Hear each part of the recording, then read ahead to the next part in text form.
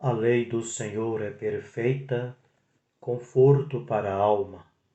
O testemunho do Senhor é fiel, torna sábio os simples. Olá, estamos chegando com mais um vídeo. Dessa vez nós queremos falar com você sobre os livros sapienciais.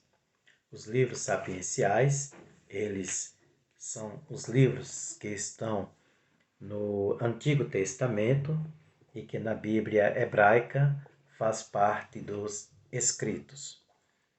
Este Salmo 19, do versículo 8 que acabamos de ler, da tradução da Bíblia da CNBB, nos dá uma ideia do que trata estes livros que compõem os livros sapienciais. Os livros sapienciais, como o nome indica em grego, significa livro de sabedoria, de experiência de vida.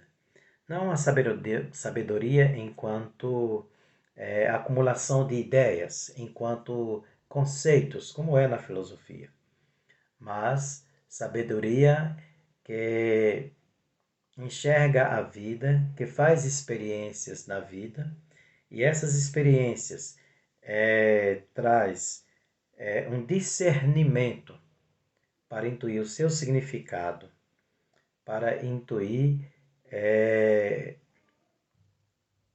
na medida que vai sendo experimentada as diversas fases da vida, o conhecimento, o temor, a sabedoria de Javé. Os livros sapienciais são 7. O livro de Jó, o livro dos Salmos, o livro dos Provérbios, o livro do Eclesiastes, também conhecido como livro de Coelete, o pregador, aquele que prega em meio à assembleia. O livro Cântico dos Cânticos, ou Cantares. O livro da Sabedoria, que não está na Bíblia hebraica e também não tem na Bíblia protestante. E o livro do Eclesiástico, conhecido também como livro de Sirácida, porque diz que o seu autor é Jesus, filho de Cira. Também este livro não está na Bíblia hebraica e, consequentemente, na Bíblia protestante. Em que período esses livros foram escritos? Bem, Jó, Provérbio e Cânticos, eles foram escritos ali no período persa, entre mais ou menos os anos 500, os anos 300, quando o povo estava voltando do exílio da Babilônia e sendo dominado pelos povos persas. Em seguida, o Eclesiastes e o Eclesiástico, eles foram escritos mais ou menos ali no período helenístico, o período grego, que é quando o povo está sendo dominado pelos gregos, sobretudo a partir do Egito. Então, esses livros foram escritos mais ou menos entre o ano 100, 300 e ali por volta de 300, 180 a.C. E o livro da Sabedoria, que foi escrito ali mais ou menos no período romano, entre o ano 64, 100 a.C. E os Salmos? Bem, os Salmos foram escritos em diversas épocas, porque nós temos ali vários textos de grupos diferentes e de situações diferentes e trata de diversos assuntos. Vamos começar comentando um por um desses livros. O livro de Jó. Bem, o livro de Jó, nós temos ali a história do personagem Jó, e que esse personagem é um personagem fictício, ele não é real. Jó é como se fosse uma grande parábola, é escrito como uma grande metáfora da vida. E de que trata o livro de Jó? O livro de Jó trata da teologia da retribuição, da teologia da prosperidade, né? O discurso da fé a partir da prosperidade, trata do sofrimento e da gratuidade. Aqui no Brasil, nós costumamos dizer a paciência de Jó, porque ali, logo no comecinho do livro, nós temos que o Jó paciente, que sofre pacientemente dizendo Deus deu, então Deus tira, então diz a paciência de Jó. Mas na verdade não se trata da paciência de Jó, não, porque logo depois, quando chega os outros três personagens do livro, Elifaz, Baldar e Sofa, cada um deles vai fazer um discurso para Jó, onde cada um vai mostrar sua opinião, vai mostrar uma virtude da religião, do dogma da religião, uma forma de entender a Deus, uma forma de entender a vida e uma forma de entender o sofrimento. E Jó não concorda com nenhuma daquelas formas em que eles falam para Jó sobre Deus, sobre a vida e o sofrimento. Porque todos eles partem do princípio de que se o justo vive aliança com Deus, então Deus o cumula de bênçãos. E Deus o abençoa. Abençoar significa ele ter bens materiais, ser bem-sucedido na vida. Isso é a teologia da retribuição. Mas, se o homem não vive essa experiência de aliança com Deus, quebra essa aliança, cai em pecado, então ele acumula para si desgraças. Então ele tem a maldição de Deus. E aí Jó não concorda com essa teologia, Jó não concorda com essa maneira de pensar. E Jó vai enfrentar esta maneira de pensar. Ele vai contra a forma que é apresentado Deus, que é a forma que é apresentada a vida e que é apresentada a aliança. Até que Jó vai ter uma grande experiência da presença de Deus, e a partir daí Jó tem um conhecimento legítimo de Deus. Jó tem uma experiência profunda de Deus, em que vem mostrar um Deus que é gratuito, um Deus que ele está presente no sofrimento. E aí vai se fazer toda uma teologia, toda uma reflexão sobre o sofrimento. Que sentido tem um sofrimento na vida? Por que nós sofremos? E o que daí nós podemos tirar para a nossa vida? Que sentido tem na vida? É disso que trata o livro de Jó, fazendo uma reflexão sobre toda a história do povo de Deus e o seu sofrimento. E aí, este livro, o autor conta neste livro uma historinha fictícia do encontro de Deus contra o seu adversário, que faz uma aposta para ver se Jó é a favor ou se Jó é contra Deus. E aí dentro dessa aposta vai acontecer todo o enredo da história, onde vem a experiência de Jó e a experiência oficial da religião, como aqueles três personagens lhe apresentam. Em seguida, nós temos o livro dos Salmos. O livro dos Salmos é um livro de 150 orações, e os Salmos ele está dividido em 5 livros, parafraseando um pouco o Pentateuco. Lembra que eu fiz um vídeo aqui, depois você pode olhar, um vídeo em que está falando do Pentateuco, que são os 5 livros da Bíblia, Gênesis, Êxodo, Levítico, Número e Deuteronômio, e que na Bíblia hebraica é chamada de Torá, onde nele está toda a história do povo de Deus, a aliança de Deus com o seu povo, onde Deus diz: eu sou teu Deus e vós sois o meu povo. É nisso que consiste a aliança. E aí, o livro dos Salmos está dividido em 5 livros. Do Salmo 1 ao 41 está o primeiro livro. Do Salmo 42 ao 72 está o segundo livro. E o Salmo 73 ao 89 está o terceiro livro. E o Salmo 90 até o Salmo 106 está o quarto livro. E o Salmo 107 ao Salmo 150 está ali o quinto livro. Ou seja, é um livro que está organizado em 5 partes, onde aí você vai encontrar a oração do povo de Deus. É interessante porque neste livro, no livro dos Salmos, Davi é o seu maior cantor e se diz o maior escritor, tem maior número de salmos que lhe é atribuído. Mas também tem outras pessoas, tem os corais que cantavam no templo, tem o coral de Asaf, de Atã, de Emã, de Etã, de Emã, e também tem até salmos atribuídos a Moisés. Isso mostra que o livro dos Salmos ele é um livro que foi escrito em diversas épocas, trata da oração e do cântico das pessoas de diversas épocas distintas da história do povo de Deus. Em seguida, nós temos ali o livro dos Provérbios. O livro dos Provérbios é um livro que traz ensinamentos, ensinamentos nascidos da experiência da vida diária das pessoas, aonde neste livro vai se falar, por exemplo, do papel do governante, do papel dos educadores, do esposo, da esposa, da mulher, da criança, do jovem na educação. Vai ser uma pedagogia educacional. Vai falar do papel de cada um dentro da sociedade judaica, contrapondo a sociedade em que eles estão vivendo, que é uma sociedade movida e orientada pelos destinos daqueles que estão dominando o povo de Israel, que são os persas. E aí no livro dos Provérbios você vai encontrar muito ditado. A gente diz no Brasil ditado, por exemplo,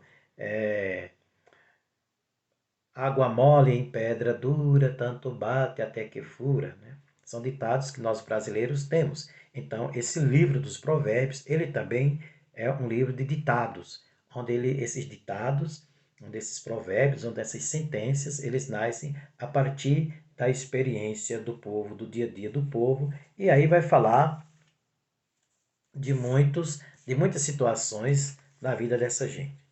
Em seguida, nós temos o livro do Eclesiastes, também chamado de Coelete. Coelete, ele é um livro que retrata a sabedoria de Deus. E essa sabedoria que acontece no tempo. E aí o livro vai falar do tempo. Ele tem, de certa forma, um olhar um pouco negativo para o tempo, porque ele vai dizer vaidade. Tudo é vaidade. O termo em hebraico é tudo é fumaça, tudo passa. A temporalidade, ou seja, o tempo, ele não é permanente. O tempo ele tem um começo, ele tem um meio e tem um fim. E o tempo é passageiro. Então a vida é passageira, o trabalho é passageiro. Então ele vai olhar para dizer, olha, nós temos um ritmo de vida pesaroso, cansativo, que nos esvai as forças, vamos ficando velho, e aí o que que sobra? Que sentido tem isso na vida da gente? E aí o livro vai fazer toda uma reflexão sobre essa experiência de vida. É interessante, por exemplo, deixo eu me pegar aqui um pequeno texto, em que ele vai dizer o seguinte, no capítulo 1, verso 2, ele vai dizer, vaidade das vaidades, diz o Eclesiastes, vaidade das vaidades, tudo é vaidade, que aproveita tirar o ser humano de todo o trabalho com o qual se afadiga debaixo do sol. Uma geração passa, outra vem, e a terra continua sempre a mesma. O sol se levanta, o sol se põe, e se apressa para voltar ao seu lugar onde renasce. E aí ele vai discorrer toda uma reflexão sobre o tempo e sobre a nossa vida, sobre a fragilidade da vida. É uma experiência profunda que nos remete ao sentido que nós damos à nossa própria vida. Depois do livro do Eclesiastes, nós temos aí o Cântico dos Cânticos. O que é o Cântico dos Cânticos? É considerado pelos judeus o livro mais sagrado dos mais sagrados, porque o livro dos Cânticos ele fala do amor entre uma camponesa e o guarda que trabalha para o rei. E é uma relação de amor, eles estão enamorados e então eles passam, como uma novela bem brasileira, né? Então, um casal que está apaixonado, um casal que vai, por causa desse amor, enfrentar todos os desafios para estarem juntos. E aí o Cântico dos Cânticos é uma bela poesia, onde essas duas figuras estão presentes, a Sulamita e o seu namorado. E ele é uma poesia bem a estilo e gosto oriental. E é interessante porque este livro, Cântico dos Cânticos, ele vai dar uma expressão muito bonita, ele fala uma expressão muito bonita sobre o amor, onde ele diz, o amor é forte, é mais forte que a morte. Isso está no capítulo 8, verso 6. O amor é forte, mais forte que a morte. Ou seja, o que dá o sentido à nossa vida é o amor. E esse livro, ele nos reporta essa relação entre esse casal, nos reporta a relação para com Deus. Tanto a nossa relação pessoal, individual, como a nossa relação de povo, de coletividade, onde nós apresentamos a Deus todo o nosso ser e ele se derrama sobre nós com sua graça, com seu amor e com sua misericórdia. Então o livro é de uma beleza profunda, é de uma poesia sem igual. Em seguida nós temos aí o livro da sabedoria. O livro da sabedoria, ele é um livro que não está na Bíblia hebraica e consequentemente também não está na Bíblia protestante. Foi escrito ali na colônia de Alexandria, ou seja, quando os judeus estavam ali na cidade de Alexandria, no Egito, e ele trata da sabedoria no meio do povo. Ele recolhe as experiências do povo, sobretudo ele faz uma reflexão a partir da história do povo, desde o comecinho, quando saiu do Egito, as experiências que o povo passou, e ele percebe como Deus vai acompanhando esse povo. É bonito que no final do seu capítulo, ele vai dizer, em todo tempo e lugar, Senhor nosso Deus, tu estavas conosco, tu nos protegias e tu nos conduzia. Este livro, que foi o último a ser escrito do Antigo Testamento, segundo os especialistas, então ele faz toda uma reflexão sobre a sabedoria de Deus no meio do povo. Sabedoria esta que trata do temor a Javé. E aí nós entramos no livro do Eclesiástico. Mas antes, tem um texto que é muito interessante, que a sabedoria fala do Espírito de Deus, que está em tudo que é criado e que está na história. Ali, no capítulo 1, verso 7, vai dizer: sim, o Espírito do Senhor enche toda a terra e abrange tudo, tem conhecimento de cada som. Que profundidade nós encontramos neste capítulo, onde o autor faz uma reflexão da presença de Deus na história e onde ele faz uma reflexão na vida do seu povo. Né? E aí tem umas coisas bem interessantes. Por exemplo, no mesmo capítulo, no versículo 12, vai dizer: não procureis a morte com uma vida desregrada, e não provoqueis a ruína com as obras de vossas mãos, pois Deus não fez a morte e nem se alegra com a perdição dos vivos. Gente, que profundidade! Ou seja, não foi Deus que fez o mal. E Deus não quer o mal para nós. Ele quer a vida, ele quer o bem. E nos incentiva a caminhar no caminho do bem. Isso é então um pouco o livro da sabedoria. Essa sabedoria, que lá no livro do Eclesiástico, que também é conhecido como livro de Sirácida, e que é interessante, também não está na Bíblia hebraica e também não está na Bíblia protestante. E o livro do Eclesiástico, do livro do Sirácida, porque o seu autor é Jesus, filho de Cira, ele é muito contundente, onde ele mostra, ele faz uma reflexão do que acontece na sociedade, qual o papel do homem, da mulher, do governante, como Deus conduz o seu povo, como a gente viu lá no livro da sabedoria, como Deus guia o seu povo e como a sabedoria está no meio do seu povo.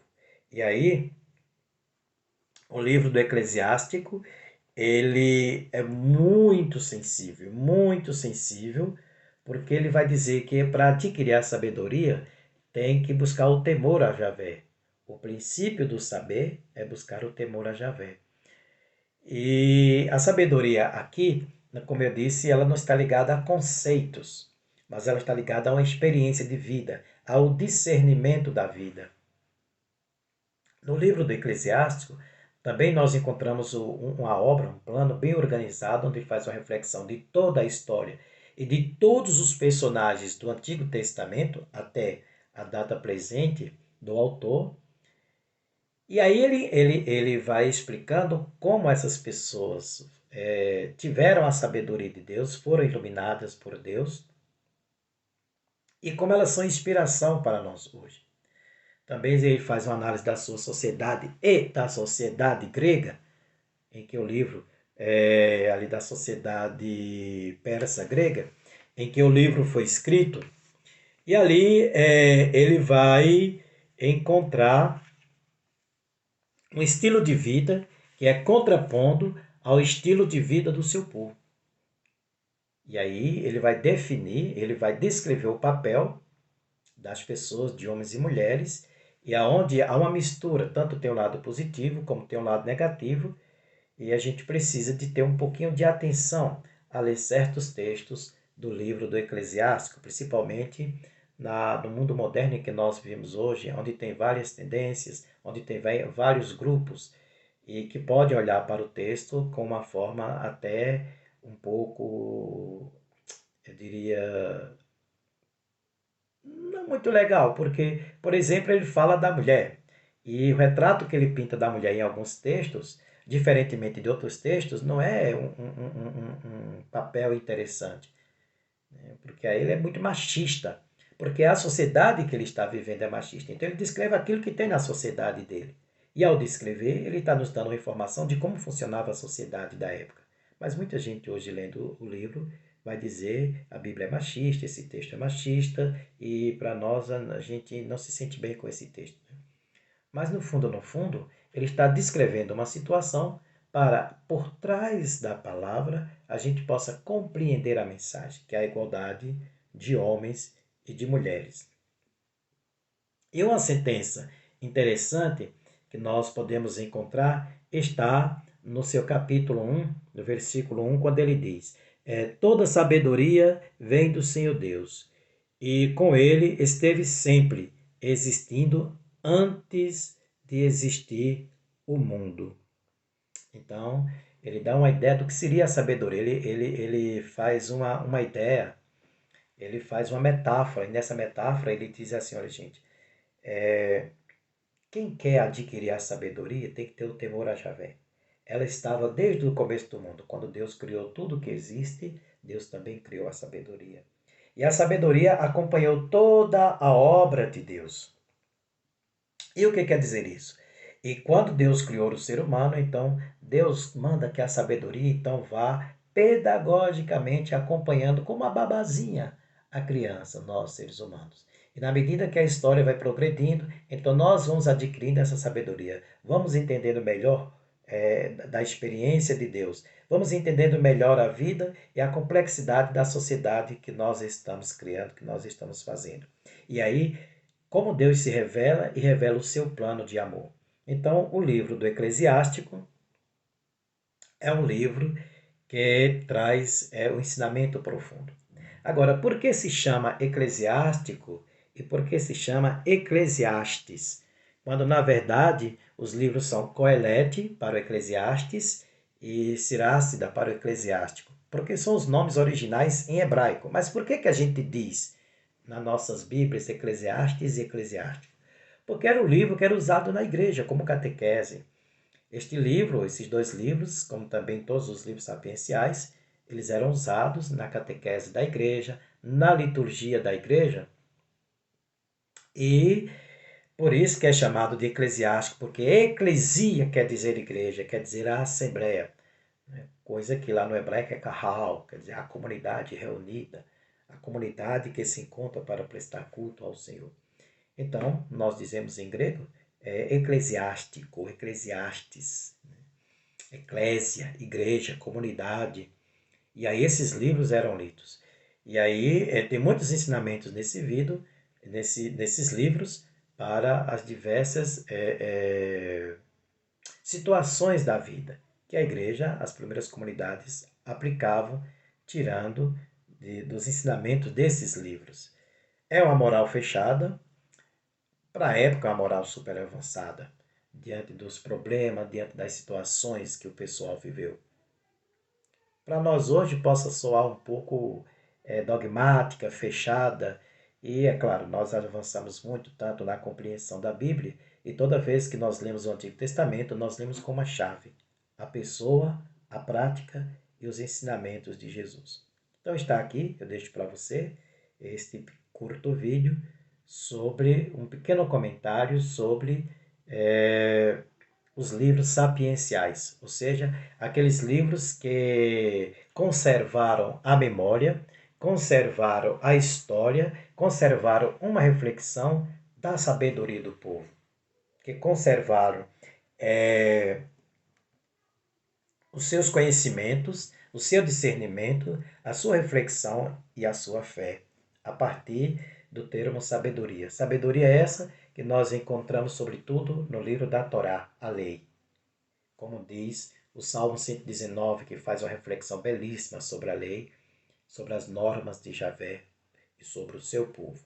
Então, essa é a introdução que eu deixo para você. Você vai lá na sua Bíblia, se você tiver um pouquinho de tempo, confere lá, Introdução aos Livros Sapienciais. Certamente na sua Bíblia você vai encontrar muitas informações interessantes para ler estes livros e ter uma boa ideia dos seus ensinamentos, ter uma boa experiência que pode nos ajudar, como diz o Salmo 119, ser luz para a nossa vida, ser luz para os nossos passos, para os nossos caminhos. Eu fiz a leitura então aqui da Bíblia Sagrada, tradução oficial da CNBB.